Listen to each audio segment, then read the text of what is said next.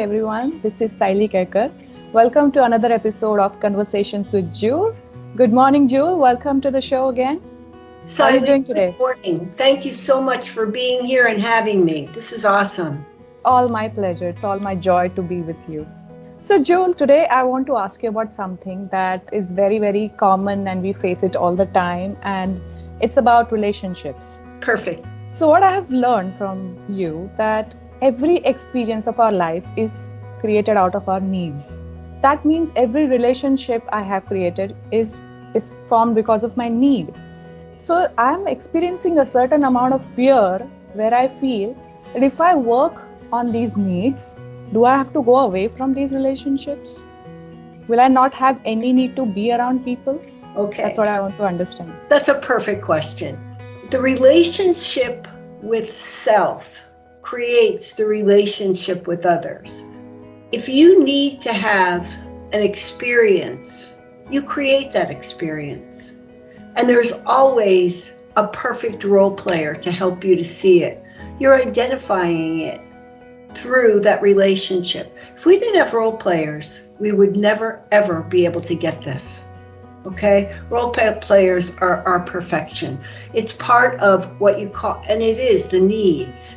These are our needs. So, okay, if you have a relationship with someone and you become in a state of jealousy or a state of conflict with that person, until you remove that conflict from in you, that relationship will continue. I don't know if you've had experiences where the same situation will come up over and over and over again.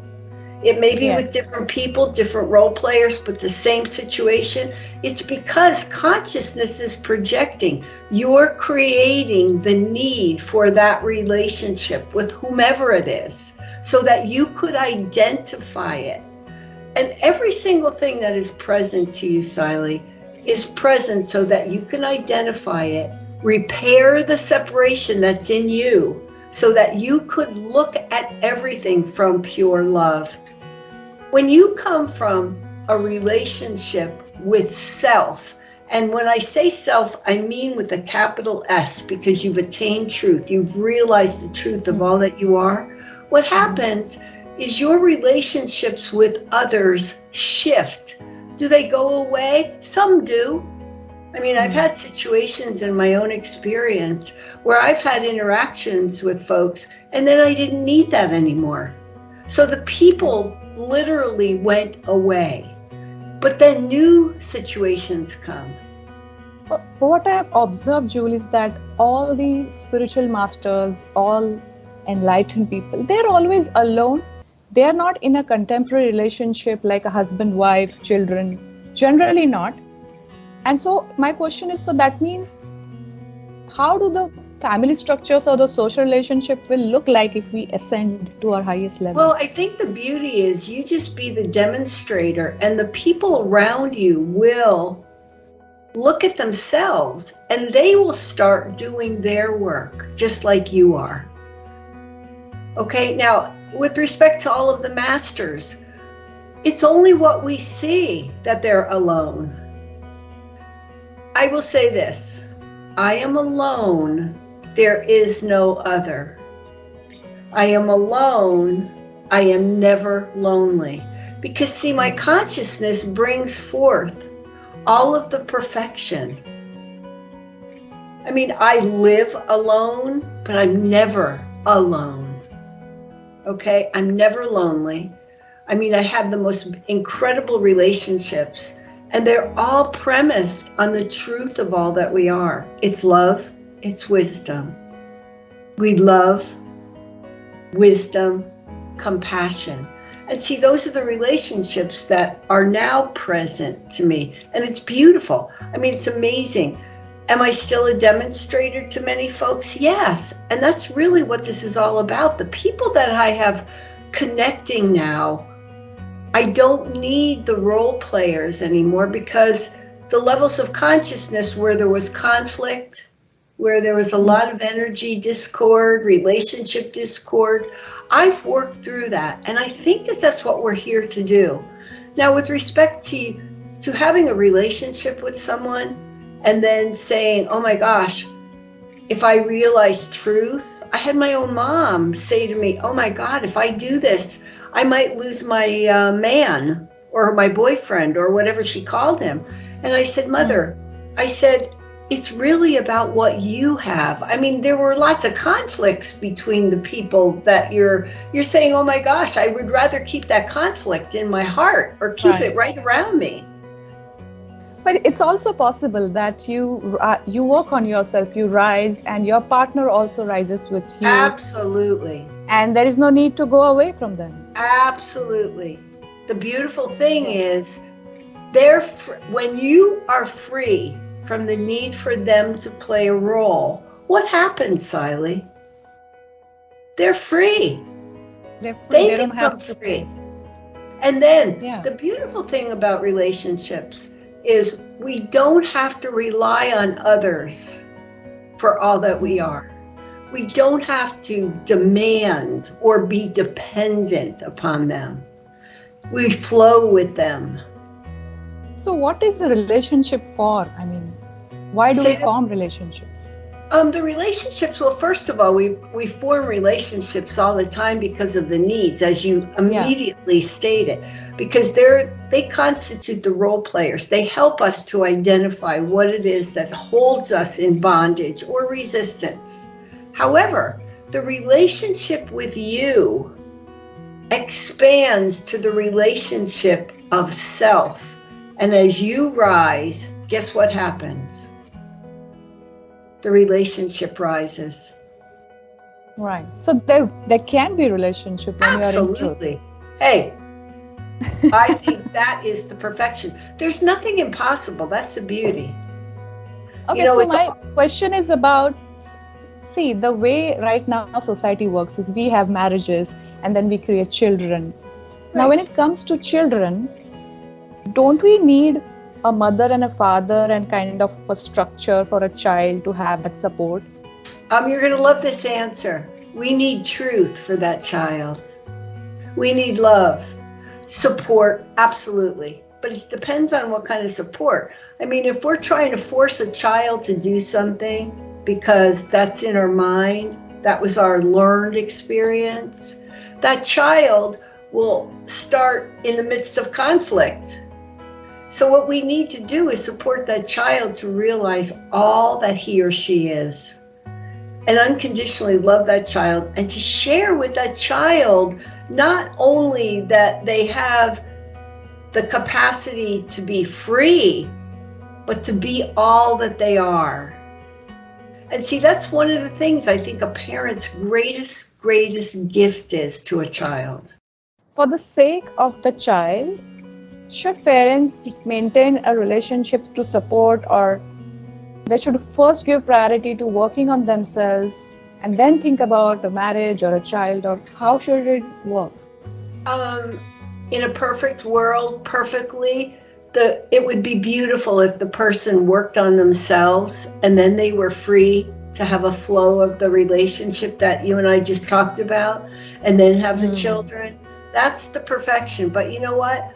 Many times it doesn't happen that way because the emotions get involved and you start putting together a relationship, and then role players happen, and then you create the child, and the child has in the middle of conflict, and then you have to start. It's kind of like a role. It goes on and on. Yes, like a tug of war type of a thing.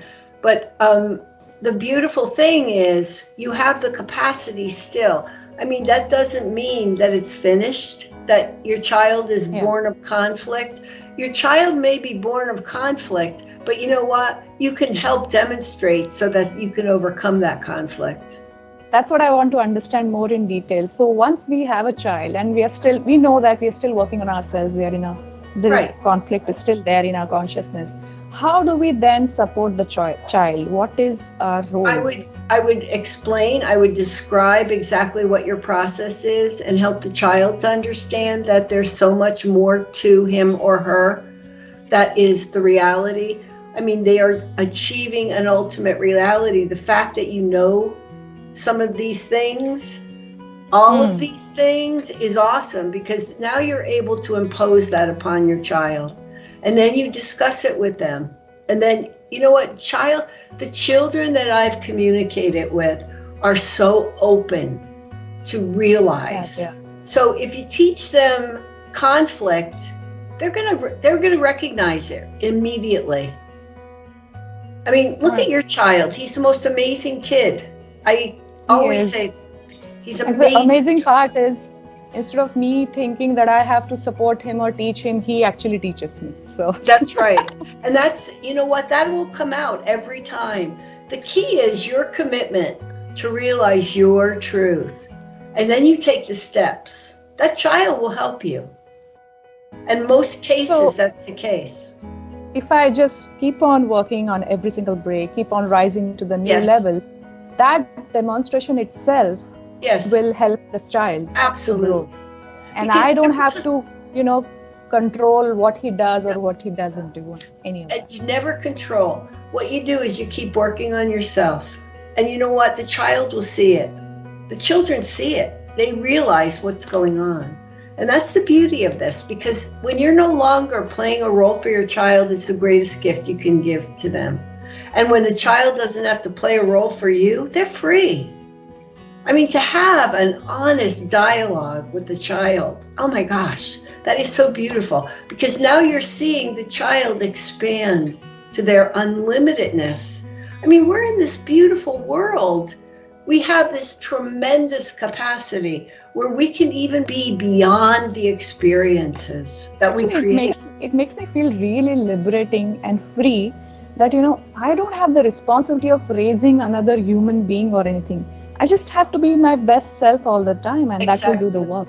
Exactly right. And the nice thing is, when you're interacting with the child and the child is asking you questions about what he or she is observing in you, that's wonderful, because now what you're doing is you're opening the dialogue and you're opening everything that you have with the child. That to me is such a gift, not only for the Yes. parent, but for the child. Yeah, and we think that, the children, they don't know anything. But really, in my experience, children are actually more closer to the truth than we are. And there is so much they give to us. Yes. And that's why there are teachers. I mean, how many times you look at your child and say, wow, why didn't I think of that?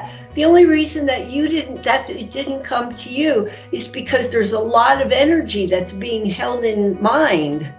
And that's what the child is helping you to identify, so that you could rise. That's so amazing. That makes me think that, actually children are also here to help us rise. Absolutely. In fact, yeah, they're here to help us and we are there to help them. Perfect. It's beautiful. It is perfect.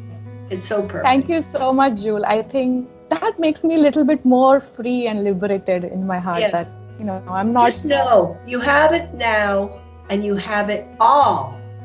And it's now. I mean, there's nothing left out. So if you try to put yourself into a sphere, that's exactly where you're going to live. But there is no sphere except in your mind. And that's the break. So you're doing fabulously. Yes, it's amazing. And I love these conversations. They're just opening up new horizons for me. And I love them also. Thank you so much, my love. Thank you. Talk soon.